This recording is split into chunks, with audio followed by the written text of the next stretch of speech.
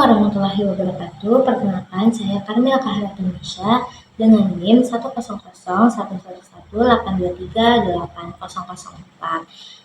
Saya dari kelas IKMA 2023. Nah, di dalam video ini saya akan menjelaskan hasil praktikum pengukuran rula. Nah, sebelum saya menjelaskan hasil praktikum pengukuran rula, saya akan memperkenalkan apa itu rula dan juga langkah-langkah pengukuran rula.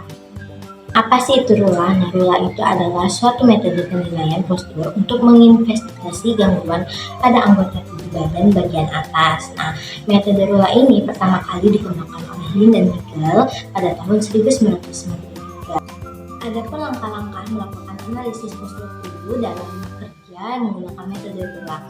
Yang pertama yaitu membagi pengamatan postur tubuh menjadi dua grup, yang dimana ada grup A yang memperlihatkan postur tubuh bagian lengan atas, lengan bawah, dan lengan tangan. Kedua ada grup B yang terdiri dari leher, punggung, dan kaki. Nah, selain itu juga ada pengukuran beban dan skor aktivitas. Yang kedua yaitu menilai setiap postur tertentu menggunakan formula ke dalam skor A dan skor B. Nah, yang ketiga yaitu menentukan skor akhir rula dari hasil kombinasi perhitungan dari skor A dan skor B. Dan yang terakhir, yang keempat, yaitu menentukan level atau final score dari postur pengukuran rula. Bagian A, analisis lengan dan pergelangan tangan. Langkah pertama, cari posisi lengan atas. Nah, dari gambar di samping dapat diketahui posisi lengan atas membentuk sudut 47,4 derajat. Sudut tersebut terletak di antara 45 sampai 90 derajat, maka diberikan skor 3. Skor posisi lengan atas sama dengan 3. Langkah 2, cari posisi lengan bawah. Nah, dari gambar di samping dapat diketahui posisi lengan bawah membentuk sudut 99,3 derajat. Sudut tersebut terletak di antara 60 sampai 100 derajat, maka diberikan skor 2. Skor posisi lengan bawah sama dengan 2. Langkah 3, cari posisi lengan tangan. Dari gambar di samping dapat diketahui posisi pergelangan tangan membentuk sudut lebih dari 15 derajat sehingga diberikan skor 3. Skor posisi lengan bawah sama dengan 3.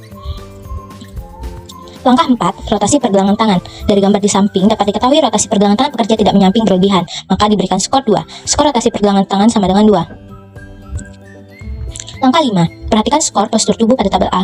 Berdasarkan hasil dari tabel grup A, diperoleh bahwa hasil skor postur tubuh pada tabel A adalah 4, yang diperoleh menggunakan nilai dari langkah 1 sampai 4. Skor postur tubuh pada tabel A sama dengan 4. Langkah 6, tambahkan skor penggunaan otot. Penggunaan otot pekerja dianggap statis atau aktivitas yang dilakukan secara berulang lebih dari 4 kali per menit, maka diberikan skor 1. Skor penggunaan otot sama dengan 1. Langkah 7, skor tenaga dan skor beban. Nah, dikarenakan beban pekerja itu kurang dari 2 kilo kadang-kadang, maka diberikan skor 0.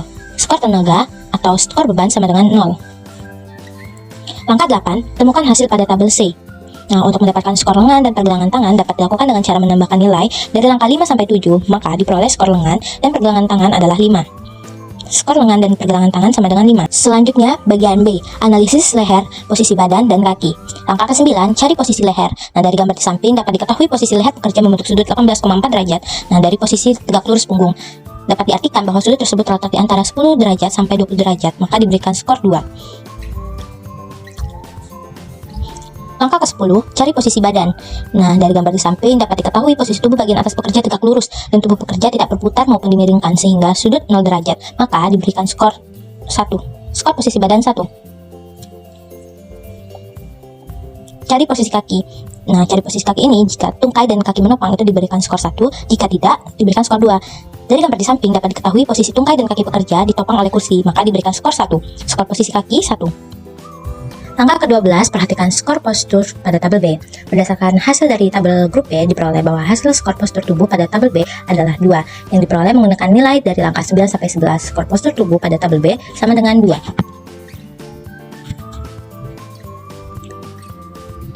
Langkah 13, tambahkan skor penggunaan otot. Penggunaan otot bekerja dianggap statis atau aktivitas yang dilakukan secara berulang lebih dari 4 kali per menit, maka diberikan skor 1.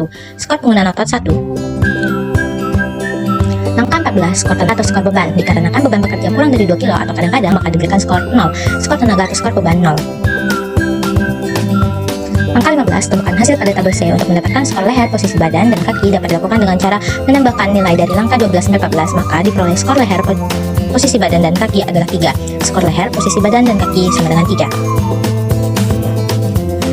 Nah, di sini ada tabel C, yang dimana tabel C itu adalah perolehan nilai final skor pula yang didapatkan dari beberapa proses pengisian tabel A, tabel B, dan tabel C. Nah, dimulai dari tabel A yang terdiri dari posisi lengan atas, lengan bawah, dan pergelangan tangan yang memperoleh skor sebesar 5. Kemudian dilanjutkan pada pengisian tabel B yang terdiri dari leher, posisi badan, dan kaki yang memperoleh skor sebesar 3. Dari hasil tabel A dan tabel B diperoleh skor pada tabel C sebesar 4. Dan seperti yang saya katakan, tabel C merupakan hasil final pula. Angka 4 dapat diartikan bahwa posisi atau pusat pekerja tim membutuhkan pemeriksaan lebih lanjut atau perubahan mungkin dibutuhkan.